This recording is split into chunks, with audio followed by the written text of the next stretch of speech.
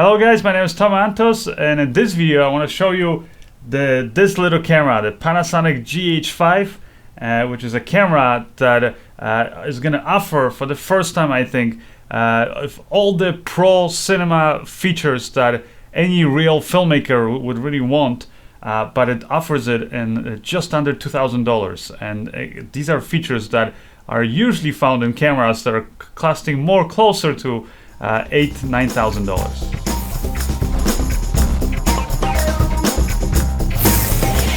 So as you can probably tell already, I'm pretty excited about this camera, and that's because I've had a chance to use this over the last few months, and it's just been a joy to work with. That's all I can say, really. And it's almost kind of amazing with every feature that I've tried of this camera, because of the fact that it, like I said, it offers features that are not usually found in cameras that are in that price range. These are features that I'm talking about that are something that before a lot of filmmakers kind of would use it as excuses, basically, as to why they cannot achieve a certain level of quality, because those were features that were usually found in pro cinema cameras that cost 4, 5, even 10 times as much money as this camera. So one of the main features that you guys probably heard is that this camera can record 4K video, but it can do so at 60 frames per second. Which, there's again, not many cameras in this price range that can do that right now. Actually, I don't think there are any cameras in this price range that can record 4K at 60 frames per second. So that in itself, like I said, is pretty cool. Another thing is it can actually record not just 8-bit color depth like most consumer cameras or cameras again in that price range, but this can actually record all the way up to 10-bit 422. So what does that mean? Well, it just simply means you have a lot more color gradients, so it makes it a lot easier and also safer for you to kind of push the colors and really kind of have fun color grading the footage that comes off of this camera. And definitely, if you're a filmmaker who likes to shoot in any kind of log profile, which this camera also offers, Panasonic calls it a V-Log L, then you definitely want to be shooting in a higher bit rate, because if you're recording a log, which is a very flat kind of looking image profile, which allows you to capture a wider dynamic range, then shooting in 8-bit can be then basically means that when you're color grading that footage and really pushing it, which you have to when you're shooting log footage, it just means that you're actually not going to end up with an image that has as much detail, because there just isn't that much detail or as much detail in an 8-bit image as there is in 10-bit image. So actually a huge difference. Another great feature that this camera has is in-camera super slow motion. It can actually record up to, like I said, 60 frames per second in 4K, which will give you about 2.5 times slow motion. But it can also record up to 180 frames per second in HD in, again, 10-bit, which is pretty spectacular. Because I think the only other camera that kind of comes close to this one in a price and actually allows you to record this frame rate will be the Sony FS5, and that one costs over $5,500. Another thing that I actually like about this camera is the overall just build quality. So the way it was designed, kind of how it feels in your hands. I think it's a camera that kind of, for me at least, the kind of work that I like to do, it's kind of a perfect size. And what I mean by that is it's not big, so it's easy to, like I said, to work with it for many hours, hold it in your hands. It's actually comfortable, has a nice grip that kind of feels almost like a full-size camera. But at the same time, it's not. It's actually a very small camera, very light camera, which means you can fly it then on many of the smaller camera 3-axis gimbals or stabilizers. So that's the great thing about it. Another thing that I really love about it is that all the function buttons that you see on this camera, which there's actually quite a few here. You have one here on the top, and then here you have more on the back. You can actually customize all of these function buttons to do basically what you, to kind of basically bring up different camera settings that you prefer or you kind of use often with this camera. So that's really nice. Also provides you kind of a joystick here in the back, which is an update from the Panasonic GH4, which didn't have that. And again, that allows you to quickly navigate the menus and different camera settings, which you can also do by touching the LCD, because it's a touch screen. So you can basically navigate through all the menus just by touching with your finger. So if you prefer it that way, then you have that option. Another thing is you'll notice here is I like the fact that this LCD swivels out, allows you also to rotate it 180 degrees, so you can get kind of selfie shots looking at yourself. Let's say if you're a vlogger, allows you to fully rotate down, so you can also see if let's say the camera is really high up on a tripod or something. And it also allows you to flip it like this and put a flash with the camera body, but still be able to see here when you're behind the camera. The body itself is very well made, it's very sturdy, and the whole thing is weather sealed very, very well, because I've actually shot with this out in the downpour, and basically the whole camera got wet. And as long as you're using with, I would say, the actual Panasonic lenses, which in this case I have one of my favorites, this is the Lumix Vario G 12 to 35 millimeter lens. If you're using those lenses, then you don't have to worry about any moisture or sand or dust or things like that getting into the camera and basically damaging your camera or damaging your sensor. The LCD itself is nice because it's a little bit bigger now than it was on the GH4, so it just means you can see some of the details better. It's also surprisingly bright and not as reflective as some other LCDs out there. So you can totally work with this camera just by using this LCD. You don't need a full-size monitor. Now there are some cool options out there that can also give you other functionality, which I'll talk about later. But like I said, if you don't have the money, you can just use this LCD. It's great using it outdoors. And like I said, what's great about it is it's a touch screen, so it's very quick to change a lot of the camera settings here, and also to navigate the menus. Now the menus themselves are actually something that I really love, because they're just laid out in such an amazing way. I wish every camera manufacturer kind of followed this simple but just clear and easy to understand logic that Panasonic uses. It's like I said, the menus are not confusing at all. They're easy to kind of get to all the functions that are important to you. But on top of that, you also have this here in the main menus here. You have one sort of a menu which is called a custom menu, where you can actually add different settings that are just important to you, and that means that you can even quicker kind of get to all the settings that are, like I said, that you need to access, because you can create a menu that's perfect just for you. And not only that, but you can actually customize this camera, because you're using the different custom buttons that they give you here, or custom profiles. So you can actually have it customized for different users, so then they can actually have their own menus. So even if you have different people operating the camera, again, it's easy for them to jump in there, switch to their profile, and they're gonna have all the settings how they like to have it. Now, when it comes to overall image quality, like I said, it's pretty spectacular. Has all the 10-bit, all that stuff, 4K, 60 frames per second, beauty. But also the quality, I would say, is going to depend more on the lenses than the camera itself, because the camera, like I said, it can for sure deliver it. So what are some of the lenses that I like using with this? Like I already mentioned, the Lumix Vario 12 to 35. Another lens that I really liked is another Lumix Vario lens, and that's the 35 to 100 millimeter f2.8.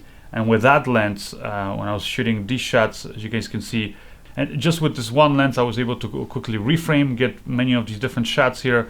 And actually, surprisingly, I was able to get a pretty nice shallow depth of field that looked very cinematic, even though it's a camera that's micro four thirds. And I know many people are worried about that, is that because of this smaller image sensor, am I going to be able to get that shallow depth of field and nice kind of looking images? And yes, you can. You just have to get the right lenses. So, like I said, those Lumix Vario lenses, 12 to 35 and 35 to 100 millimeter zoom lenses, I think are great. And if you're going to buy this camera, I would say those are like the first two lenses you probably should invest in.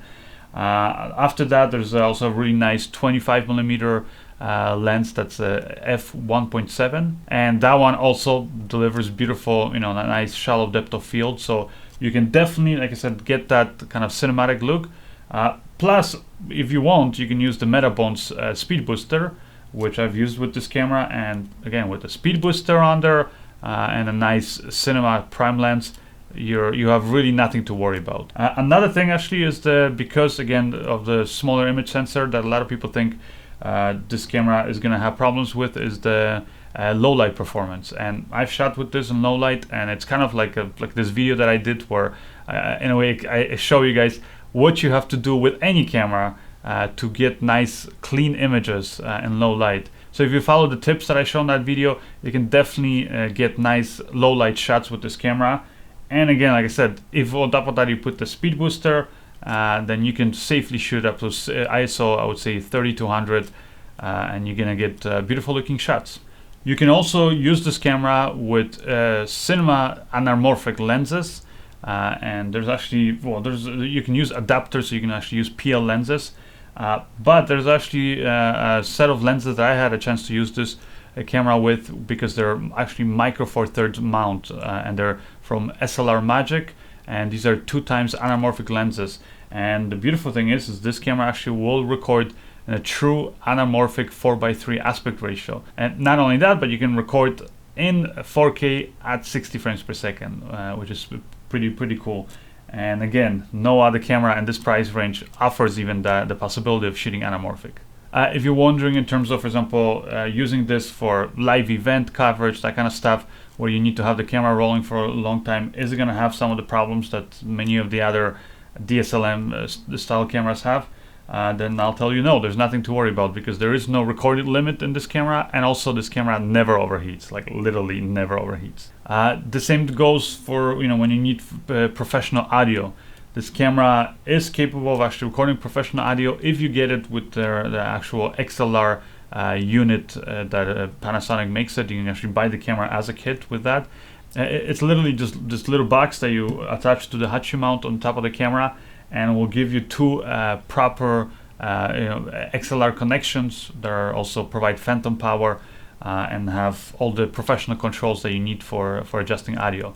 But even without that, you can connect a 3.5mm microphone jack, and also you have headphones connections up here, so the camera will work and will allow you to actually monitor and capture really good quality audio. Another thing I like is that this camera actually provides a full HDMI connection, which might not seem like such a big deal for some people, but if you've used any of the other DSLM style cameras for video shooting, like for example even the GH4 or like all the Sony, A6500, 6300, and then you'll know they all use the micro HDMI connection, which is very flimsy, very prone to breaking, and it's just not very reliable. So having a full-size HDMI, and not only that, but an HDMI connection that is very snug and kind of very firm, is just a pleasure to work with, because this camera is a perfect pair actually with one of my favorite accessories for this, which is the Atomos Ninja Inferno. That kind of allows you to shoot in anamorphic better, and gives you a few other extra nice features that this camera will not give you when recording internally. So as you guys see, there's a lot of things I love about this camera. So what don't I like about this camera? There isn't much, and I'll tell you, I think really at the end of the day, there's just one thing, and that one thing is the autofocus, which is not a deal breaker for me. It's not something that I rely on basically that often. So because of that, for me, and I know for many of you out there, it's not going to be a deal breaker. But if you're somebody who relies on autofocus, let's say you're using this for let's say like a B camera, where you just want to kind of set it on a tripod somewhere and just point it at your scene and kind of hope that the camera focuses automatically, or let's say you're doing vlogging and you're getting shots of yourself and then you can't operate the focus, then yes, this camera might not be the choice for you, because the AF, even though Panasonic I think said that they're working on fixing that with a firmware update, at the as of the time that I'm making this video, the AF still sucks. So it's something that I definitely would say don't rely on it. But other than that, there's really nothing else bad that I can say about this camera. So it's an overall an amazing features packed little camera for an amazing price, and I think it can be even more amazing if you get, like I said, the right accessories and lenses for it.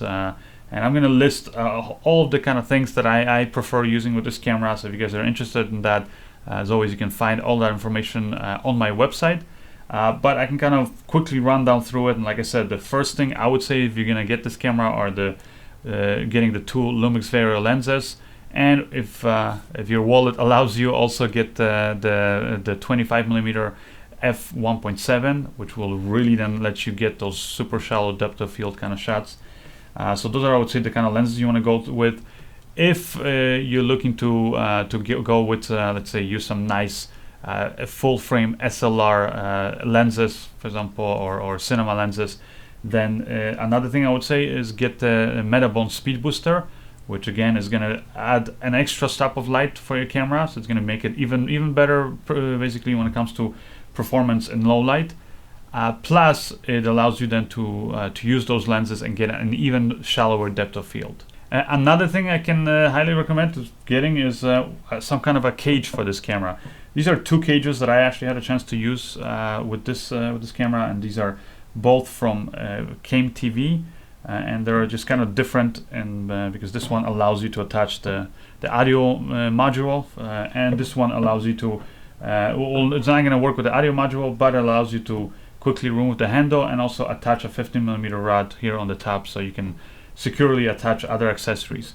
But otherwise, both cages perform very well. They, they're sturdy. They protect your camera. I'll also give you extra attachment points so you can attach your accessories. They even come with a base that allows you to put in 15mm rods, so then you can build up your rig. Let's say if you need lens support, you want to attach follow focus, matte packs, maybe dedicated power source to power your camera, maybe your monitor, things like that. So those are some of the accessories that I would say are worth looking into. And again, for the full detailed list of that, just check out my website. Probably one of the last accessories I would mention that is almost, I would say, a definite must if you really want to use this camera like in a proper cinema kind of setting, and you want to be able to get the best kind of quality that you can get out of this camera, is getting the Atomos Ninja Inferno. It's a beautiful monitor display, full 1080p, HDR, very bright outside, 1500 nits, but on top of that, it allows you to record the 4K 60 frames per second in 10-bit, which you cannot do internally in the camera. You can record 4K 10-bit, but only up to 30 frames per second. So that's one of the reasons why. Plus, also, like I said, if you're shooting anamorphic, then with that monitor / recorder, you're going to be able to actually in real time de-squeeze the image so you can properly see what you're framing. So overall, would I recommend this camera? Hell yes. If you're just wondering whether it's it's a good first camera, let's say, to get into as a filmmaker, that allows you to shoot all the way up to like proper cinema kind of quality, down to even if you want to use for home videos, and it's actually still a good stills camera too. So just on all around great deal. Now, would I recommend that you get this camera? Let's say if you own the Panasonic GH4. I know a lot of people are asking me that. I would say maybe, again, if you have a lot of money lying around that you don't know what to do with them, then yes, sure, go for it. But if you're tight, and you're not sure what to kind of invest your money into, and you already own the GH4, I would say probably better investing it into something else, maybe more lenses or some of those accessories I mentioned, instead of getting this camera, because even though it is improved in every way, I just don't think there's enough improvements to really warrant upgrading from the GH4. That's just my opinion.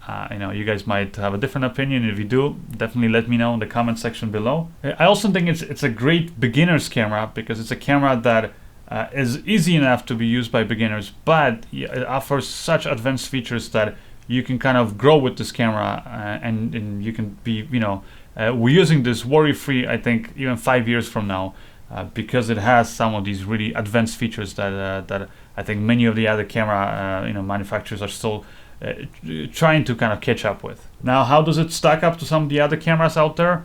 Well, I would almost say it doesn't stack up, because it kind of beats the competition and at least in this price range. So again, if you're just out there looking to get your first camera, this is one of the cameras that I can highly recommend. So I hope you guys liked this video. If you did, don't forget to hit that like button, share the video, subscribe to my YouTube channel, and as always, visit my website to get all the extra information about the accessories, plus just all the other things that I want to share about this camera, because there's so many things to share that I just honestly can't fit it into this video, but I can better explain it on my website, and also that's where I'm gonna share with you guys some of my custom little settings and things that I changed within the camera, so it kind of works better for the kind of more cinematic work that I like to do. So thank you for watching, and I'll see you guys next time. Bye.